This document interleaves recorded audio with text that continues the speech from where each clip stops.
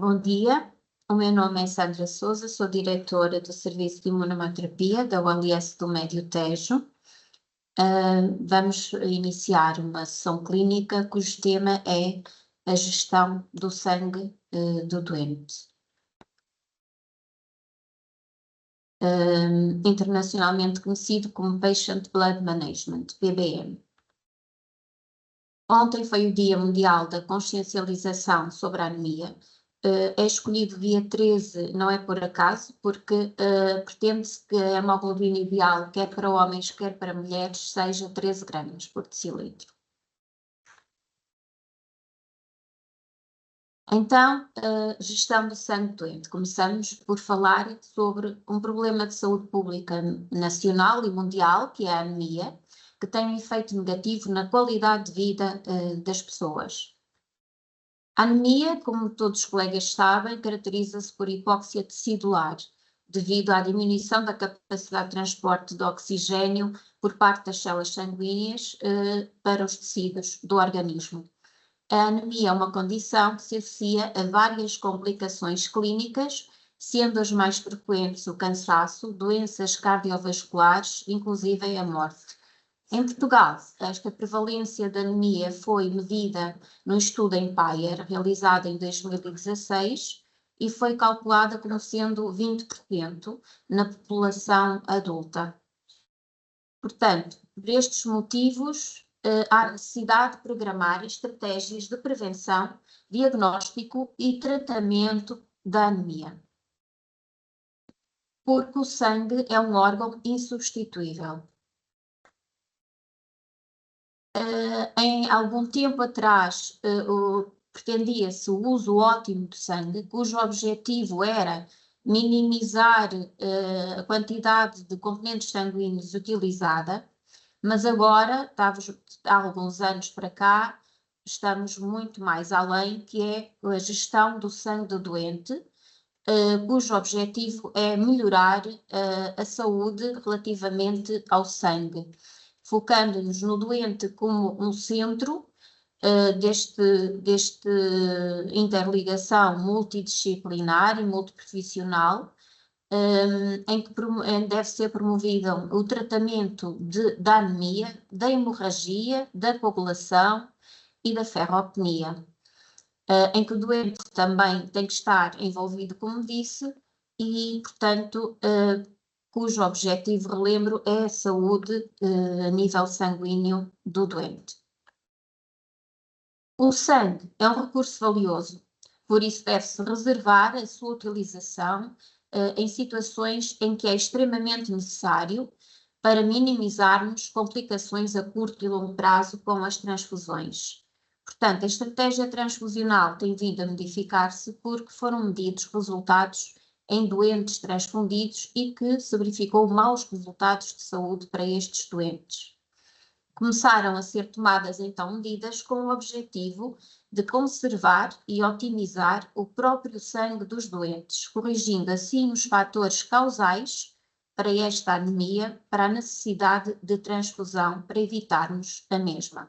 Todas estas intervenções, quer médicas, quer cirúrgicas, desenvolvidas para esta conservação e otimização do sangue do próprio doente, foram coletivamente nominadas de PBM,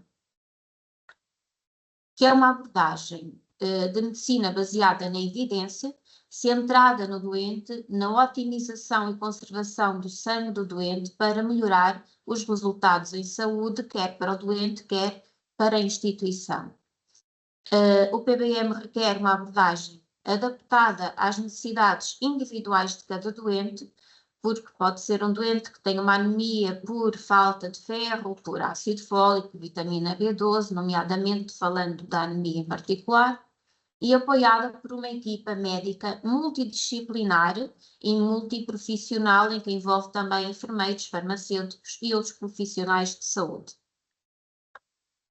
A evidência revela que a implementação de um programa PBM, quer a nível nacional, quer a nível local, vai permitir uma redução das transfusões de concentrados de eritrócitos, nomeadamente, e assim reduzir a prevalência quer da anemia, quer da ferropenia na população. vamos também conseguir diminuir a duração do internamento, das complicações clínicas, da necessidade de reinternamentos e, inclusive, da mortalidade associada à transfusão e dos custos para os sistemas de saúde. Este programa foi citado como um dos 10 maiores avanços na medicina transfusional dos últimos 50 anos e foi reconhecido já há uns anos, como podem ver, em 2011, pela Organização Mundial de Saúde, como sendo um programa que promove alternativas à transfusão. Em Portugal, a Direção-Geral de Saúde emitiu 2 normas com orientações para a utilização clínica de concentrados de eritrócitos e para o tratamento da anemia com ferro, em 2012 e 2013, respectivamente, cada uma destas 2 normas. De acordo com a norma 030 de 2013, o ferro endovenoso deve ser prescrito quando existe uma intolerabilidade ou uma ineficácia do ferro oral ou uma anemia grave com compromisso das atividades da vida diária do doente ou uma necessidade de recuperação hematológica rápida, nomeadamente para doentes propostos para cirurgias. Nestes doentes, a transfusão fica reservada apenas a doentes sintomáticos, com necessidade do aumento rápido da hemoglobina à custa da transfusão, ou então a doentes com instabilidade cardiovascular. A norma 038/2012 recomenda que a utilização de ferro, ácido fólico, vitamina B12 ou eritropoetina devem ser considerados antes de recorrermos à transfusão. Em doentes estáveis, devemos então ter uma estratégia restritiva transfusional. No passado, as transfusões eram mais liberais e não tinham em conta esta relação de risco-benefício. E então os componentes sanguíneos eram considerados como um recurso barato, seguro, facilmente disponível. Ao longo dos últimos anos, esta estratégia transfusional tem vindo a modificar-se, em parte devido aos maus resultados, como já falei, medidos nos doentes transfundidos, e então vários estudos apontam, nomeadamente um já de 2012, para uma má utilização e prática quando se utiliza o método transfusional. Este estudo refere que a administração inadequada componentes sanguíneos pode causar um impacto negativo nos resultados em saúde, relativamente ao aumento da mortalidade, do período de internamento, da taxa de reinternamentos hospitalares e também a um aumento da ocorrência de eventos adversos. De facto, as transfusões podem acarretar várias complicações ou riscos a curto e longo prazo. Em Portugal, segundo o Instituto Português do Sangue e Transplantação, o IPST, nos seus relatórios de atividades que nos vão enviando para os serviços de sangue, deparamos ainda com outra situação, o constrangimento das reservas de componentes sanguíneos. Realmente tem havido um menor número de novos dadores, que se tem verificado, nomeadamente já se verificou em 2024 e continua-se a verificar nestes primeiros meses de 2025. Eles próprios, IPST, recomendam o uso do PBM. A evidência disponível revela que a implementação do PBM, volto a reforçar, quer a nível nacional, quer a nível local, permite não só uma redução das transfusões de concentrados eritrocitários, como uma redução da prevalência da anemia, da deficiência de ferro, da mortalidade, da duração do internamento, das complicações, dos reinternamentos e também de custos para os sistemas de saúde. Portanto, benefícios para os doentes e para a instituição. Vários estudos publicados demonstraram que até 94% das transfusões que foram realizadas a doentes cirúrgicos aconteceram por hemoglobina baixa ou por perdas hemáticas intraoperatórias e até utilização inadequada de componentes sanguíneos, e demonstrou que, em mais de metade dos casos, a transfusão realmente não foi apropriada. Nos doentes, então, propostos para intervenções cirúrgicas, a existência de anemia na fase pré-operatória está associada a um maior risco de mortalidade e morbilidade no pós-operatório, a complicações infecciosas, aumento do tempo de internamento e a maior necessidade de transfusão.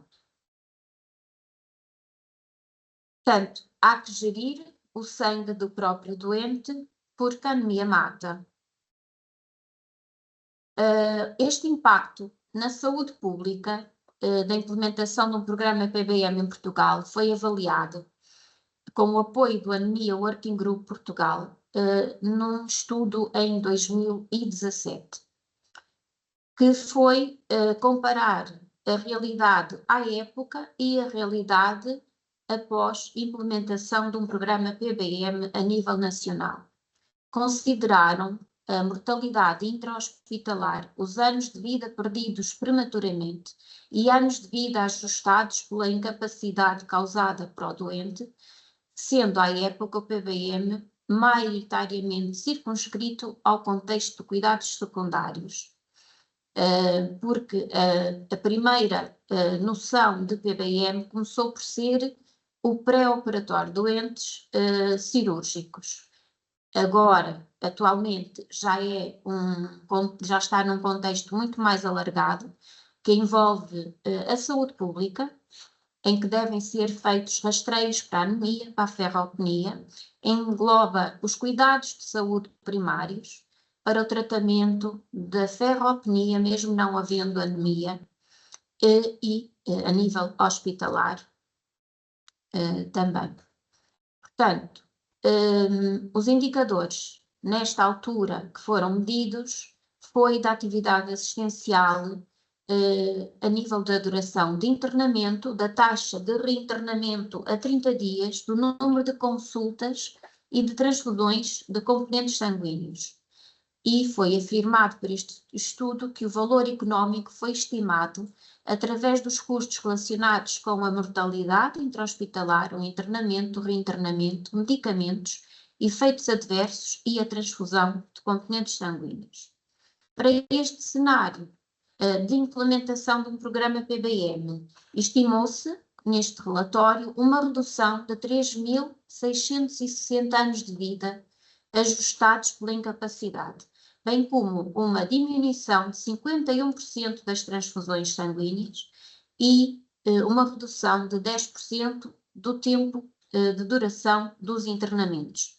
Em termos económicos, estimaram que a implementação do PBM a nível nacional iria representar uma poupança de 67,7 milhões de euros. Existe uma norma da DGS, a número 011 de 2018, já há uns anos, que dizia que as instituições hospitalares deveriam constituir uma estrutura organizacional, que seria a Comissão Transfusional ou um grupo de PBM, que implementasse, à época 2018, na cirurgia eletiva, um programa de gestão do sangue do doente, o programa PBM. Nesta norma é afirmado que a implementação do programa PBM deve ser planeado, coordenado a nível institucional, adaptado às necessidades individuais de cada doente e incluir profissionais de saúde como médicos, imunoterapeutas, cirurgiões e anestesistas. Como já disse antes, este conceito de PBM agora é muito mais alargado. Esta estrutura organizacional, diz a norma, deve ser nomeada pelo Conselho de Administração de cada instituição hospitalar. E assim aconteceu, ainda no CHMT, há uma circular normativa número 20, de 6 de junho de 22, em que, por deliberação do Conselho de Administração de 3 de junho de 22, foi nomeada a Comissão Transfusional Grupo PBM. Em que, após esta deliberação, foi apresentado o programa PBM aos médicos do CHMT. Esta apresentação foi realizada por mim no dia 5 de julho de 22, no auditório de Torres Novas, no dia 20 de setembro de 22 no auditório de Tomar e no dia 26 de setembro na biblioteca de Abrantes. E foi inclusive enviado um e-mail aos médicos a informar o início da referenciação PBM automática no dia 3 de novembro de 22. Agora, em 2024, por necessidade de substituição de alguns elementos que se aposentaram, saiu uma nova circular normativa, a número 30, de 5 de novembro de 24, em que reformula este grupo, Comissão Transfusional Grupo PBM da OLS-MT.